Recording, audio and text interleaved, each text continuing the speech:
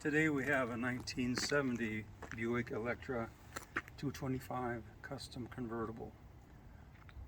Almost 100% original. I've done a couple of small upgrades we'll talk about. And they only made 6,045 of these new. I don't know how many exist today.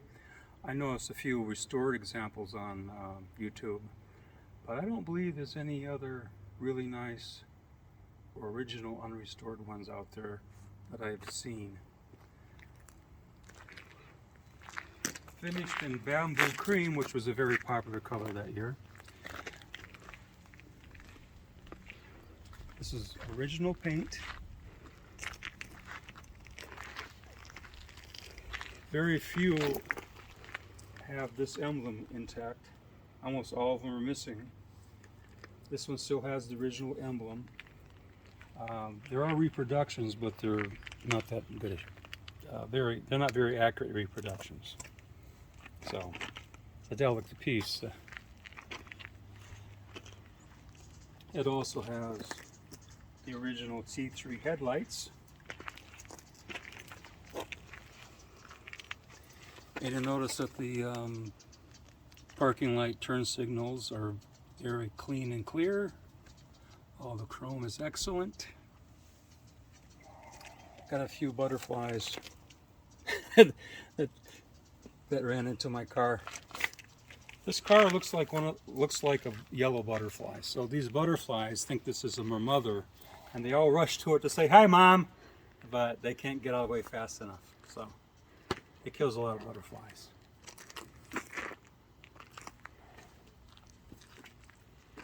As far as it's kind of hard to see, but you see an occasional rock chip. Very small. Here's a butterfly mark. Occasional rock chip here and there on the car. A couple butterfly marks. We just drove it recently.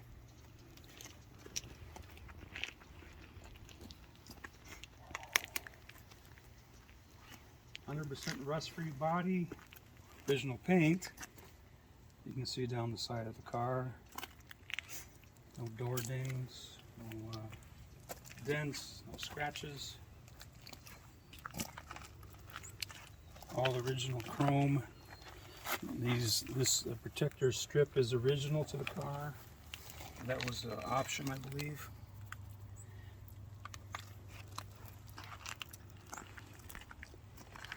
All the plastic here in the back, here, and the backup lights. Clear, clean plastic.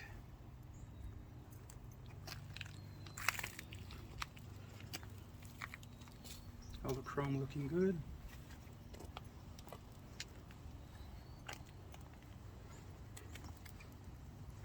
Here on the bright side of the street, a little bit hard to see because of the glare, but also the body is very straight, no dings, no scratches.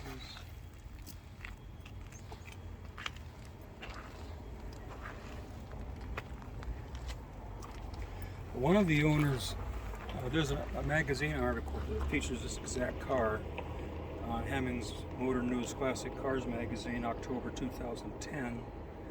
And the person who owned the car at the time talked about how he took the original tires and he sent them into Coker to get them reproduced because these double stripe white walls for this period for this car were not being reproduced at the time.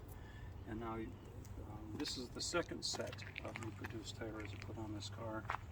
The person I bought it from bought a brand new set.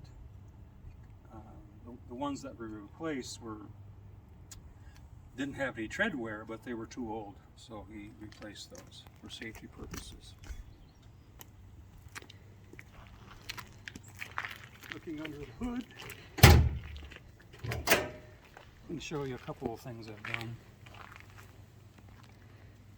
Mostly original, except I put in an HEI distributor. I kept the original distributor, the original point distributor and coil and everything for anyone who wants to return it back to original. But when it had the points, I took it on a 100-mile circuit and I got 14 miles to the gallon. Then I put in the HEI and I regapped the plugs a little wider to accommodate this part of spark. And I did 3 runs after I tuned it up. And each of those runs I got over 17 miles to the gallon. So I gained 3 miles to the gallon with upgraded ignition. It also runs much smoother. It runs great, actually. And we'll take it on a ride later.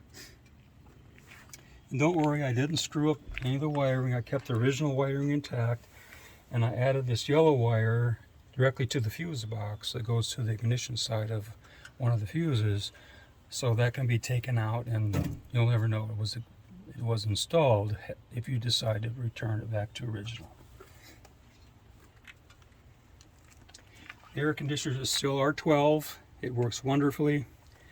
In fact, you see down here is the dryer, and up here is the sight glass, and it still has the plug to protect that sight glass. When you turn on the air conditioner, if this bubbles, that means it needs more Freon. If it remains clear, it's full.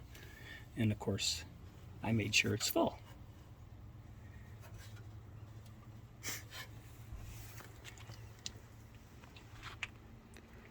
You can see it's got the original patina. It's never been restored, so it's never been detailed. It's been kept clean, but you know, the paint's starting to wear off and things like that. So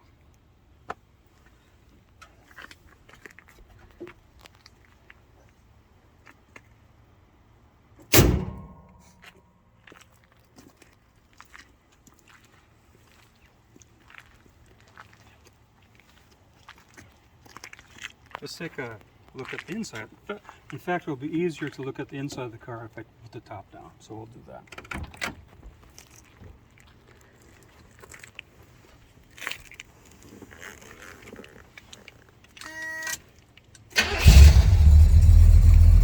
First thing I like to do is put the windows down. You know those people who put the top down and they keep the back quarter windows up? That's a bad thing.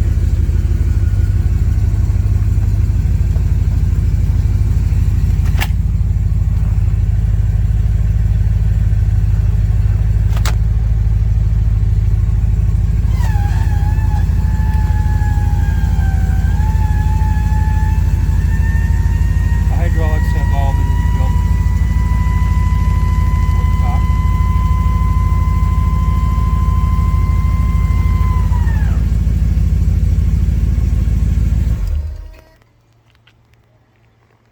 Okay, so the car has the speed alert, which buzzes when you get to the whatever speed you select. I have it at 85. I get it to buzz once in a while. And it has a triple odometer for figuring out your fuel mileage. I figure out every car's fuel mileage, every tank I've ever put into any car for the last 50 years. So. Also, the electric clock works. It's original. It hasn't been upgraded. It's just original, and it works. I did put in a aftermarket radio, which has Bluetooth and a plug-in for USB and one for your iPhone and all that. And also I have a Slave CD player. The original radio, the original 8-track player, and all the wiring and everything is, I kept that if you want to return it back to original. And no wires have been cut, nothing's been modified permanently. So I made sure that I didn't hurt the value of the car.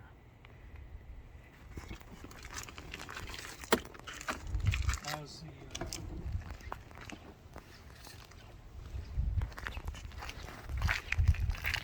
original owner's manual, and I have At home I have a shop manual, body manual, and the original protector plate for this car. I'll show that later. The dash is perfect, clean, no cracks. There's a little bit of weathering on this fake wood, not on this panel, but on the air conditioner panel. There's a little bit of checking going on here, so that's probably the only part of the interior that isn't pristine. It has power locks. Of course, it has power windows, as you saw, and it has power seat. It has a mechanical remote mirror. It does not have a right-hand mirror. That's an option that was not with this car. All the interior, the seats are 100% original. Fold down armrest. Got a hat, which is not included.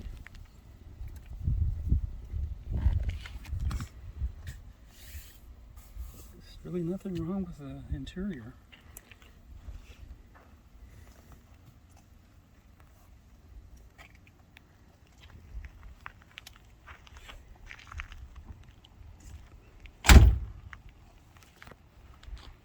Take a look inside the trunk.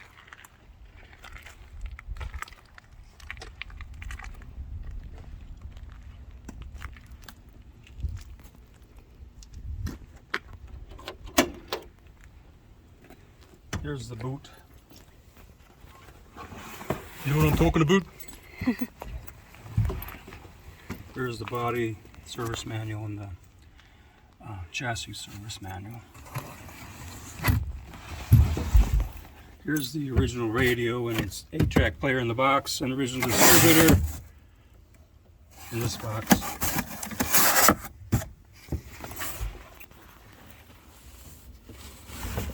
Here's the original spare, which looks brand new.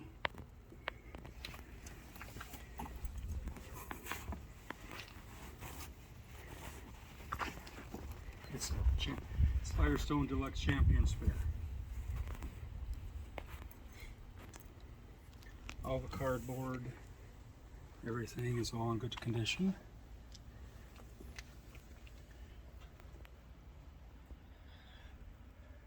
Well, we have the trunk open. You can see that the original factory sloppiness has been kept. Not unusual for the glue to have been kind of slopped on there. And you can see the, even though the outside of the car has been buffed and cleaned, you can see there's no tape seams or any seams here. It's original paint.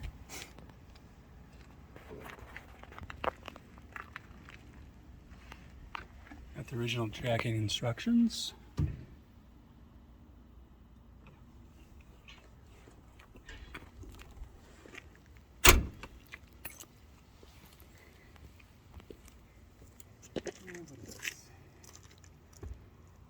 Take a look in the door jambs here. Original GM sticker.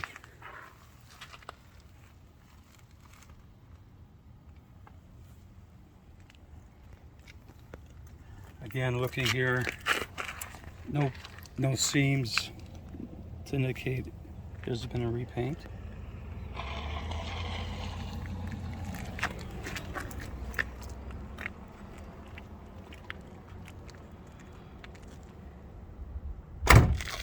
The heater works great. I checked it out a cool morning last week.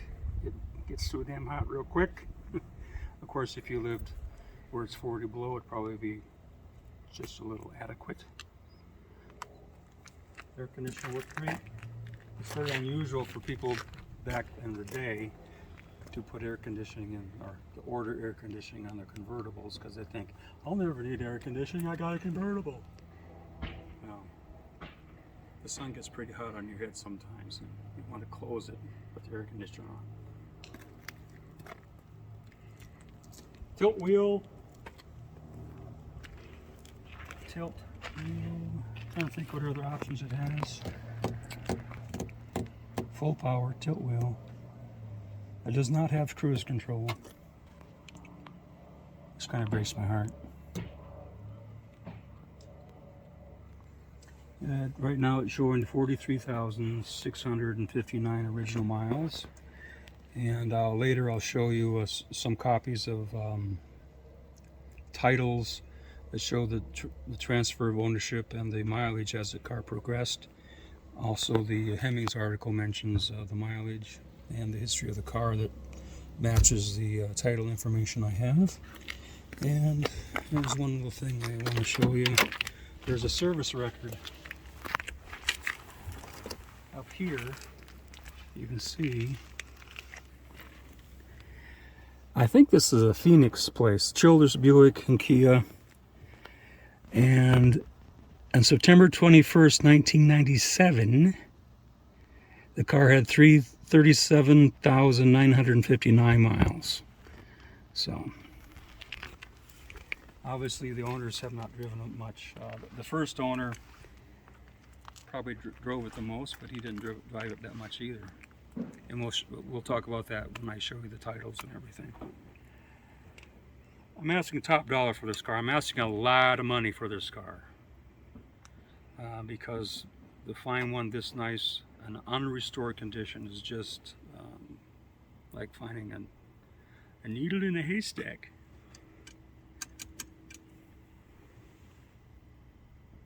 We'll go for a little ride with it and get you an idea, a virtual idea what it's like to be riding in this.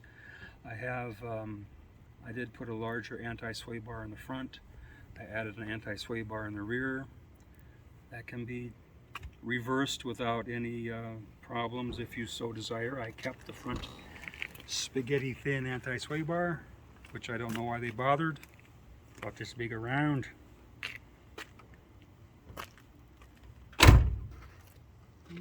Also, it has new shocks and new springs. When a car sits for a long time, so it actually puts more pressure. The springs tend to lose some of their spring if a car sits too long. Driving it is actually better for it. And so I put all new springs in it. And it really helped the car as far as handling. Original stainless steel hubcaps. A lot of people put Buick road wheels on the Electras. That looks great. I think it looks great. But I don't think the Electras came with that option. That was pretty much a Wildcat and Riviera option. Of course, for the smaller wheels, they also came on Skylars and such. But I don't think Electras of this era had that as an option. Of course, these were the days where someone who wanted Buick road wheels could have easily got them from the dealer and put them on. But this car has the original wheels and hubcaps.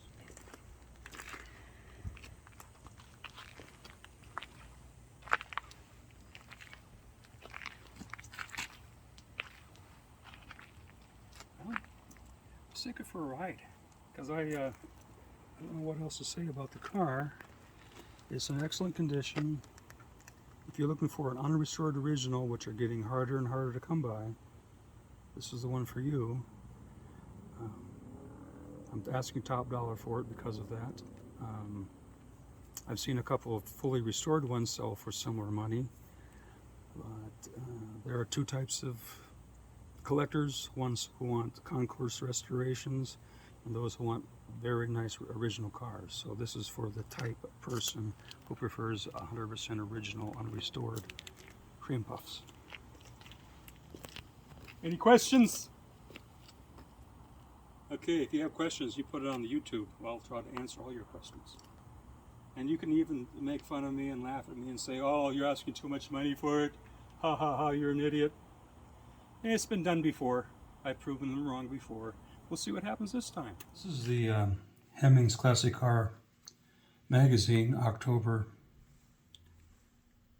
2010, with the very same car featured. I'll just summarize it real quick here. The introduction says, more than ever before, the type of collector car most coveted by serious old car enthusiasts is one that is totally original. And we do mean original, as unrestored. Cars that still wear the factory applied paint, not repaint in the original color, original upholstery, powered by an engine that's never been taken apart or even repainted. We're talking about the meaning of the word original. These cars are fast becoming the darlings of collector car hobby because everyone says they're only original ones. After all, anyone can own a restored car, but how many people can proudly state their old car is a genuine article? And it says here, it's never been repainted, it's never needed an engine rebuild. And back in October, well, actually, this was published in October of 2010, but I believe somewhere in here it tells you the article was written almost a year before then. But let's say in 2009, this car had 39,955 miles. And the owner of the car at the time lived in Michigan. And he talks about how he acquired it. Original owners from New Jersey, someone from Arizona bought it. And he was getting it, a doctor in Arizona bought it, and he had it for a while. And he wanted to, he was getting a divorce, and he wanted to hide the car from his wife. Because, you know, his wife didn't want to let him drive around the car with his new girlfriend. So she would probably try to win it in the divorce. So he shipped it to his father's house in Michigan, where the owner of the car in this article bought it from him. And then since has been sold to another guy in California, and then back to Arizona again. Here's the car's original protecto plate, Long Island City, New York, and the warranty book. And then we have some of the titles. The original title is not here because New York, the first New York title was not available because of the age. But here is a photocopy of when the original the original owner in 1978 moved to New Jersey with 22,000 miles on it. Now that is the most concentrated amount of miles ever put on the car, the first 8 years. Then later the original owner, moved to Florida, and in 1989, let's see, it doesn't say anything about mileage, I don't think, on this. No. But then when it went to Arizona in 1995, it had 29,196 miles. And then the most recent owner just before me, also in Arizona, in January of this year, had 42,346 miles, and now it still has less than 44,000 miles. I've driven it probably 500 miles to get it tuned and running just right, because when you don't drive them like these collectors, they drive them to the car show, and they don't really get an idea how well or how poorly they're running. And I got it running really, really good. Also, we have a copy of the window sticker. Talks about all the here we have the standard equipment. Turbo automatic power steering, power brakes, custom padded put cushions, trunk light, courtesy lights, electric clock, super deluxe wheel covers, power windows, and two-way seat. Yes, power windows were standard on this car. Now, it doesn't have a two-way power seat because the person who ordered it with the six-way power seat, which overrode the standard equipment. Also has 8-track player, AM/FM radio, rear speaker. The white wall tires are J7815s. which the trunk spare tire is a J7815 original. Air conditioner, speed alert and trip odometer, the tinted windshield, door guards, remote control outside mirror, carpet savers, which basically floor mats, tilt wheel, electric door locks, protective side body moldings. As this molding goes the full length of the car, kind of slants it down as it goes back. And side and front fender moldings. That's the chrome that goes around the wheel openings. So that's the options it has. And that's the car. My car is in this magazine. And between what's talked about in the magazine, if you read the 2-page article, and the information I have with the titles, it is easy, and plus a little service sticker, it's very easy to believe that this car odometer is never rolled over. Original 43,600 miles, whatever it is now. And you saw how beautiful it was, right? So, yeah. Good luck, people. Hope a good guy gets it that takes good care of it. Once I sell it, I'll be looking for a 2-door hardtop version of that car. So, because I love the car. I love the way it rides, the way it feels. It has KYB shocks in the back. It has Bilsteins in the front. New springs, anti-sway bars. The thing is almost like a sports car of the era. Not like a sports car today, but it rides like a Chevelle back in the day as far as the handling and ride. It's nice. It's not a floaty drive. It's just a real nice, firm drive. And that's the way I like them, and hopefully you like them too. If you want to soften it back up, you go ahead. But I think you'll like the way it is.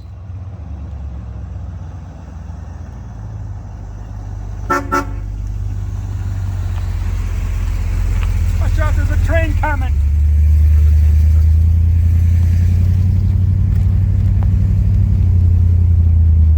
Tell you, these anti-sway bars made a huge difference. You know, I was saying I took it part way up Mount Lemon, and going up a mountain and everything. After I put in the anti-sway bars, it really handles nicely.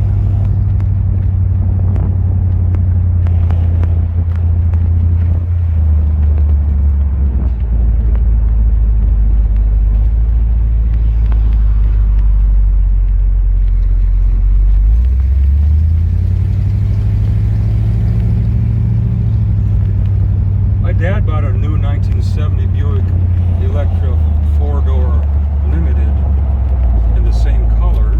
It had the, I don't know, kind of a paisley or whatever cloth interior that was very beautiful. I remember I was used to driving junkers. This is back when I was just learning to drive. I think I was 17. I've been driving for a couple of years, but I was used to driving Ford Falcons and Plymouth Valiants, Dodge Darts, just real junkers without power steering or power brakes, and you had to always correct the car, and the alignments were bad, they were junkers. And then he invited me to drive his Electra. And I was all over the road because I was overcorrecting all the time because I was used to fighting it.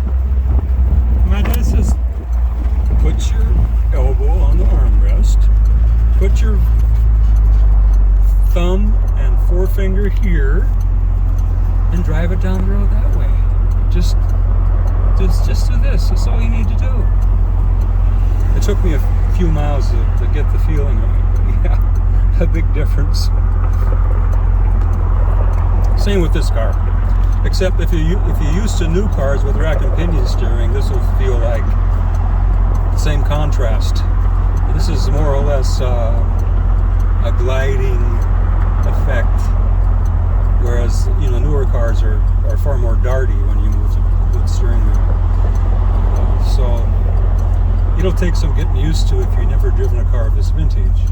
It feels different than it would a new car, but it's a lot better than the than the old Falcons I drove, I tell you.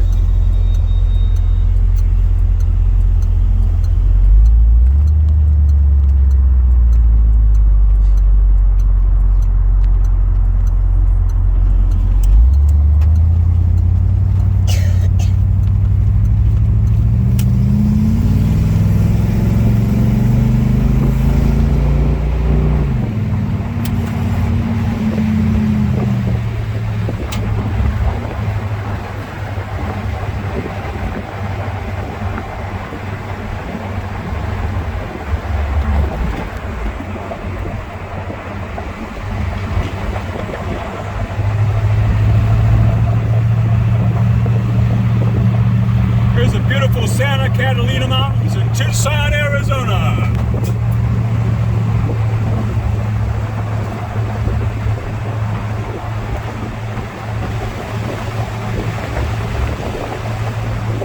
You know, living in the foothills is prime property because you're at the foot of the mountains. I live at the foot of the foothills. So that's got to be better, right? I'm a foot of the foothills kind of guy.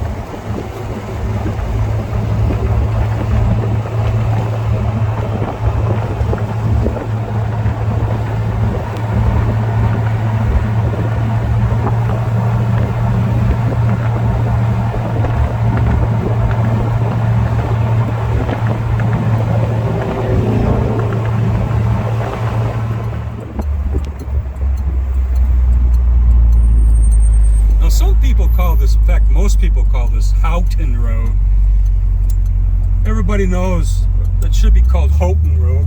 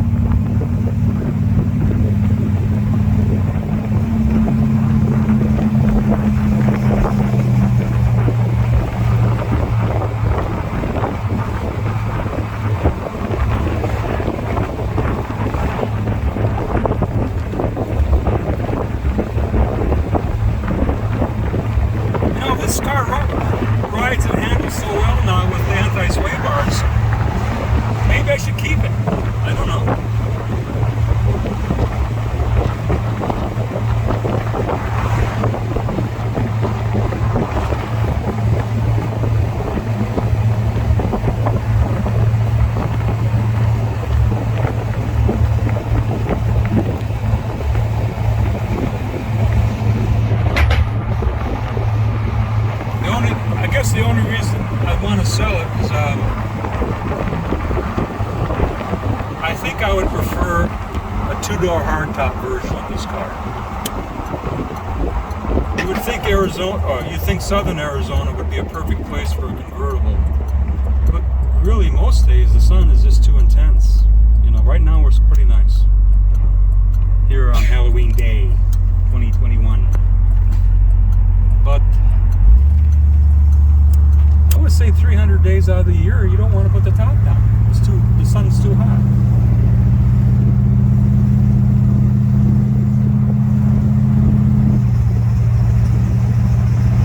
Now if I live in California, driving up Highway 101, whatever it's called, there on the coastal highway, and going to Northern California through Oregon with all those redwoods and everything, driving by the beach, going around Big Sur and all that, yeah.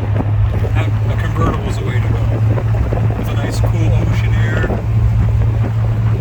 canopy of trees hit now and again. That's living as far as driving a convertible.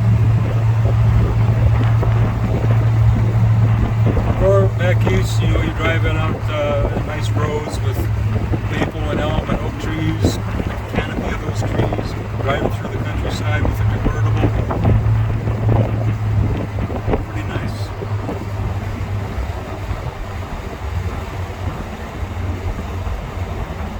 I used to have 56 or 1957 Thunderbirds, which are all of them are convertibles, removable hardtop, and then a rag top behind the seat.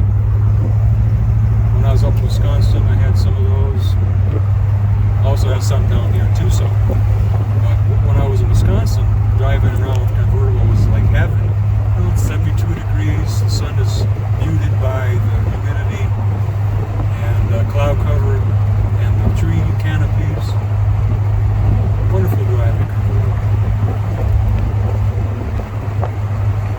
sensitive to the sun, so that's maybe you're not. But the sun really, I don't know. I don't like it. I'd rather have some clouds here and there. Most of the fall, winter, and spring here in Tucson, it's perfectly blue skies with absolutely no clouds almost every day. It actually gets boring.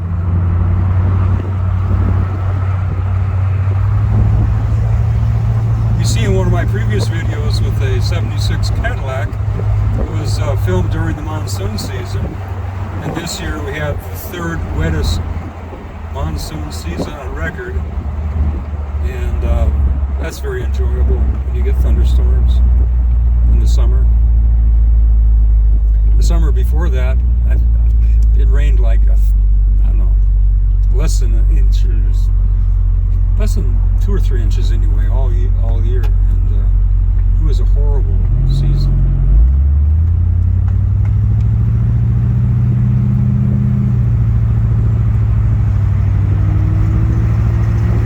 Yeah, I'm giving you a realistic ride here because I often like to bore my passengers about weather reports. So this is the day in the life, you know.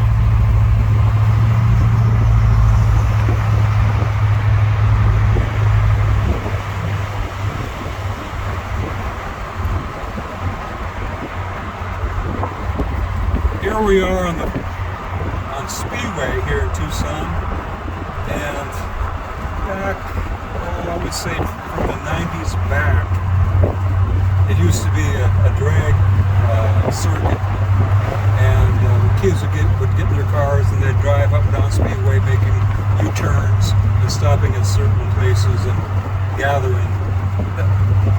Around 1990 or so, that was pretty much put to an end by police. So, no more of that.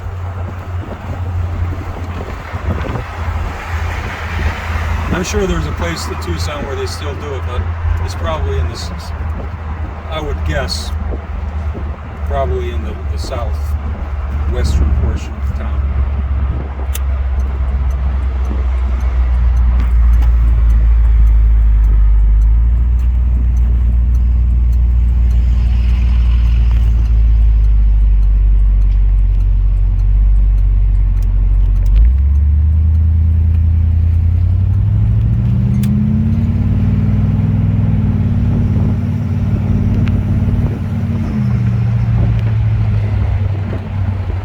Again, the beautiful Santa Catalina Mountains, featuring Mount Lemmon.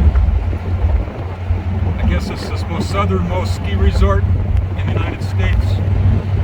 I don't think Florida has any ski resorts.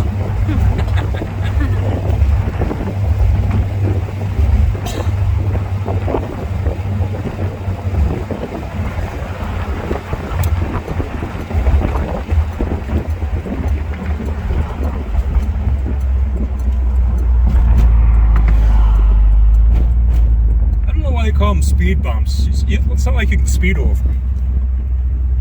You know, they're slow down bumps.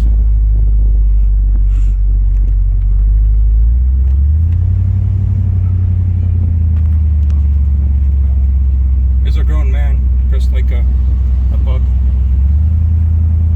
Another convertible in my life was a '64 Skylark, and it was noisier. A lot of people with electric cars already know this, but you know when celebrities go to dinner and somebody wants their autograph, like, God, can I just have my dinner? Leave me alone for a minute. You know, same thing with driving a car like this. Every time you pull up to the gas station, it's like a swarm of people come up and talk to you. They want to talk to you. You're in a hurry. You want to get somewhere. And it's, you know, it's like you feel like a celebrity. It's like, you've never seen an old car before? Come on. I guess You've only seen it like little buggies. I've had old cars all my life, ranging from $80 junkyard junkers to well, cars like this. So seeing an old car, I appreciate it. I don't run guys down and, hey man, what year is it? What year is that car? I said, you don't even know what model it is. I had a 63 Wildcat. Everybody called it everything but a Buick. Most people called it a Chevrolet Impala. Some people thought it was an Oldsmobile, and some people thought it was a Pontiac. But no one ever said it was a Buick, even though it said Buick right on the hood. So, the Buick is the red-headed stepchild of General Motors.